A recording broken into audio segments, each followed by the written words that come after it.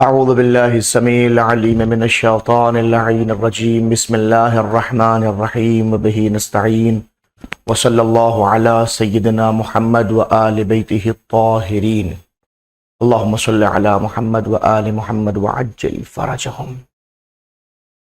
قال إمامنا المحمد الباقر عليه الصلاة وأزكى السلام فی قوله تعالی ورزقناہم من الطیبات الرزق الطیب هو العلم. قرآن مجید کے مختلف جملوں سے متعلق ائمہ طاہرین علیہم السلام سے سوال کیا گیا. سورہ مبارکہ اسراء کی آیہ کریمہ جس کا درمیان میں جملہ ہے ورزقناہم من الطیبات، ہم نے ان کو طیبات سے رزق عطا کیا. نہیں، رزق کا تعلق بھی فقط رزق سے نہیں ہوئی کہ کھانے پینے، نہیں، رزق جو دیا ہے ہم نے طیب و طاہر دیا ہے، طیب دیا ہے، پاک و پاکیزہ رزق دیا. کس نے پوچھا مولا رزق طیب کیا ہے، رزق طیب سے کیا مراد ہے؟ فرماتے ہیں رزق الطیب الرزق الطیب هو العلم، رزق طیب علم ہے. لوگ روٹی کو، نیوالوں کو، لقموں کو رزق نہ سمجھیں، تو اپنی جگہ پر تو جسمانی رزق ہے، لیکن رزق طیب اگر کوئی چیز ہے اس کا نام علم ہے. اللہ سبحانہ و تبارک و تعالی ہمیں اس رزق طیب سے متمسک ہونے کی توفیق برحمت فرمائے. عزیز من، گفتگو ہماری چل رہی تھی کیا امامت کے اور خلافت کے لیے شورا بنیاد حکم ہو سکتی ہے؟ کہ شورا کو بنیاد، انہوں نے کہا کہ اہل سنت والجماعت کے نزدیک شورا بنیاد ہے. اب یہاں سے آگے بڑھ کے انہوں نے دو آیتیں پیش فرمائی اور انہوں نے دو دلیلیں پیش فرمائی. دو آیتیں پیش فرمائی اور دونوں آیتوں کے بعد میں انہوں نے اپنا ملاحظہ بھی پیش فرمایا کہ ملاحظہ کیا ہے. اب فرما رہے ہیں وَتَصَوُّرُ النَّبِيِّ الْأَكْرَمِ لِلْقِيَادَةِ بَعْدَهُ، حضور اکرم صلی اللہ علیہ وسلم کا تصور قیادت کے لیے بعد نبی، یعنی کہ میرے بعد میں قیادت کا تصور کیا ہوگا. ٹھیک ہے نا، یعنی حضور سرور کائنات اس سلسلے میں کیا سوچتے ہیں، ان کا کیا تصور ہے کہ ان کے بعد قیادت کی حیثیت کیا ہونی چاہیے اور کیا ہوگی. ان الکلمات المأثور عن رسول الاکرم صلی اللہ علیہ وسلم، حضور سرور سے وہ تمام کلمات جو ان سے ہم تک پہنچ رہے ہیں، مأثور ہیں، جن کا بیان کیا گیا ہے، تدل، وہ دلالت کرتے ہیں تمام کلمات علی انہ صلی اللہ علیہ وسلم کان یعتبر امر القیادہ بعدہ مسئلہ الہیہ، کہ حضور سرور کائنات امر قیادت کو اپنے بعد مسئلہ الہیہ تصور فرماتے تھے علیہ السلام. وحقا خاصا للہ جل جلالہ، اور یہ تصور فرماتے تھے، یہ اعتبار فرماتے تھے کہ یہ امر قیادت سبحانہ تبارک و تعالیٰ کا حق خاص ہے. فَإِنَّهُ صلی اللہ علیہ وسلم لما دعی بنی عامر الاسلام، لیکن حضور سرور کا جب بنی عامر کو اسلام کی طرف دعوت دی، بلایا، وقد جاؤوا فی موسم الحج الی مکہ، اور وہ بنی عامر جو ہے موسم حج میں مکے کی طرف تشریف لے کے آئے.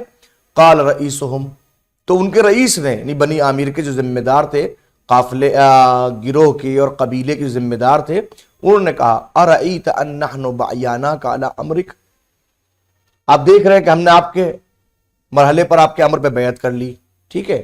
ثم اظہرک اللہ علی من خالفک، اللہ نے آپ کو جو آپ کے مخالف ہیں ان کے اوپر ظاہر کر دیا، یعنی آپ ان کے اوپر مسلط ہو گئے گویا، اور گویا آپ حاکم ہو گئے مکمل طور پہ.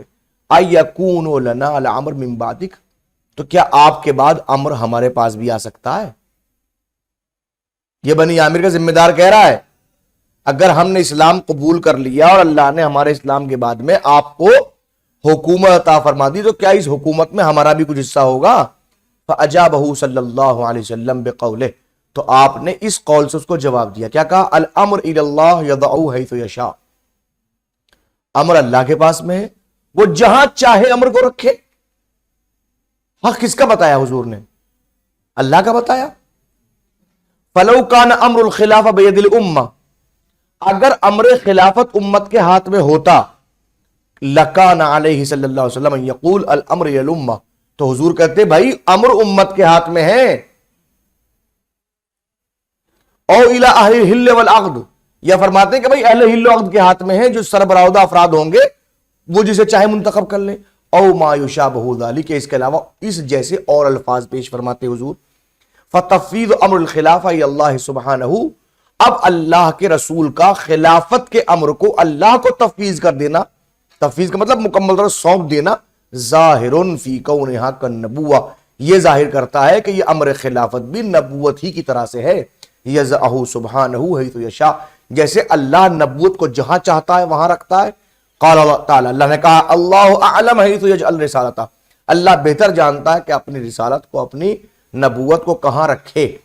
تو جیسے نبوت اور رسالت اس کو رکھنا اس کی اپنی مرضی ہے، ویسے ہی امر امامت و خلافت بھی نبوت ہی کی مانند ہے، اس کو بھی اللہ جہاں چاہے وہاں رکھے۔ اب انہوں نے کہا فاللسان فی موردین واحد، ذرا غور و فکر کیجئے، اسلوب دونوں جگہ ایک ہے، جو قرآن نے اسلوب اختیار کیا وہی اسلوب حضور نے بنی عامر کے رئیس کے سامنے استعمال کیا۔ ثم انه لو كان صيغه الحكومه هي انتخاب القائد عن طريق المشورہ، اور پھر اگر حکومت مشورے کے ذریعے قائد کا انتخاب کرنا ہوتی، بے اجتماع الامہ کے امت اس پہ اجتماع کر لے، او بالبیعت یا جس کی بیعت کر لے، فما معنی تعین الخلیفۃ الثانی من جانب ابی بکر، تو پھر مجھے بتائیے اگر یہ ایسا ہی تھا کہ امت اجتماع کے ذریعے یا بیعت کے ذریعے سے، مشورے کے ذریعے سے کسی بھی قائد کا انتخاب کر لیا، جس کو انتخاب کر لے حکومت اس کی، تو یہ معنی سمجھ میں نہیں آتا کہ خلیفہ ثانی کو ابو بکر نے کیوں منتخب کیا، کیوں معین کیا، وہ اکیلے کیوں کر رہے ہیں۔ والخلیفۃ الثالث عن طریق شورا، اور خلیفہ ثالث کو شورا کے ذریعے کیوں رکھا گیا، عین آباؤہا عمر بن خطاب، جس شورا کے تمام آبا کو عمر بن خطاب نے معین کیا تھا، کہ وہاں شورا بھی سب تمام امت میں نہیں ہے، اہل حل و عقد بھی نہیں ہے، 6 افراد ہیں، یہ جس کو معین کر لے، تو اس شورا کے تمام اعضاء کو بھی معین کرنے کا عمر بن خطاب نے کیا تھا۔ تو بھائی کوئی ایک بات بتائیے، آپ حضور کے سامنے کہے گئے امت کے ہاتھ میں، تو عمر کو کیوں منتخب کیا ابو بکر نے،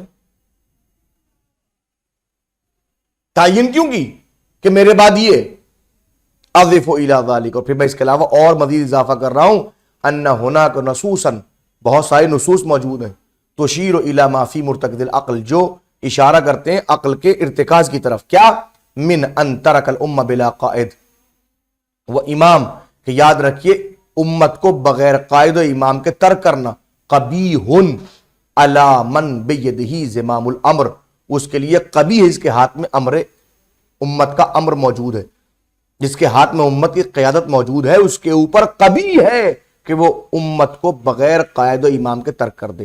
ہذہ عائشہ تقول لعبداللہ ابن عمر، یہ عائشہ ہیں جو عبداللہ ابن عمر سے کہہ رہی ہیں، یا بنی ابلغ عمر سلامی، اے میرے بیٹے عمر کو میرا سلام پہنچا دو۔ عائشہ کہہ رہی ہیں، کس سے؟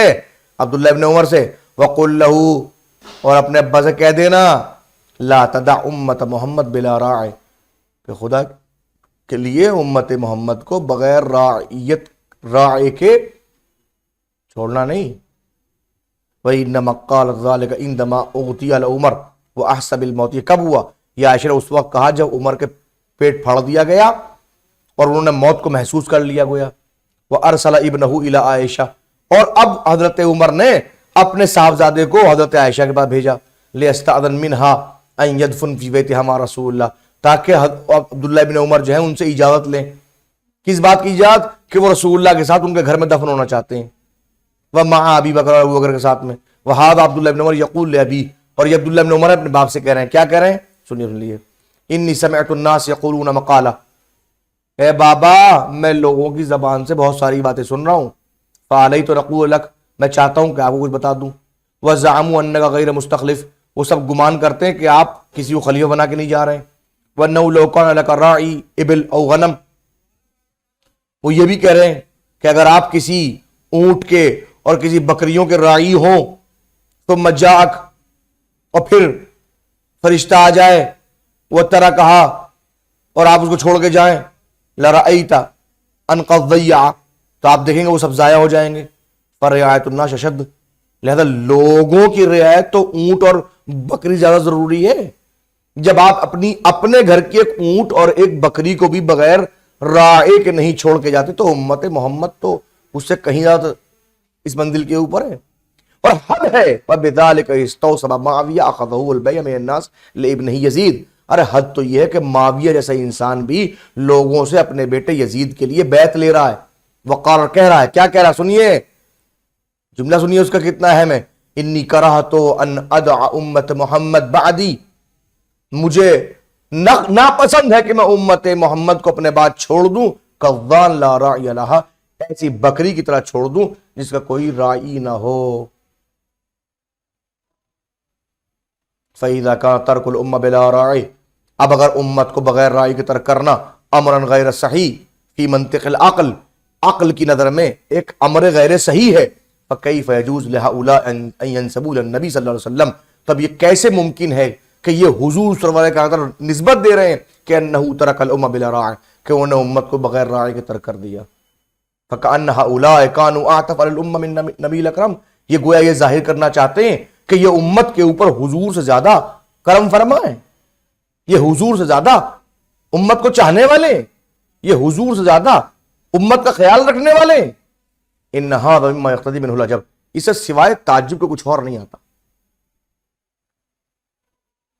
عائشہ کہیں سمجھ میں آتا ہے, عبداللہ بن عمر کہیں سمجھ میں آتا ہے, عمر کہیں سمجھ میں آتا ہے, حد معاویہ کہے سمجھ میں آتا ہے. اللہ اکبر, ان کے پاس عقل ہے, عقل کل کے پاس میں عقل نہیں ہے. استغفر اللہ ربی واتوب الیہ. بات واضح ہوگی اچھی طریقے سے. وصلی اللہ علی محمد وآل بیتہ الطاہرین.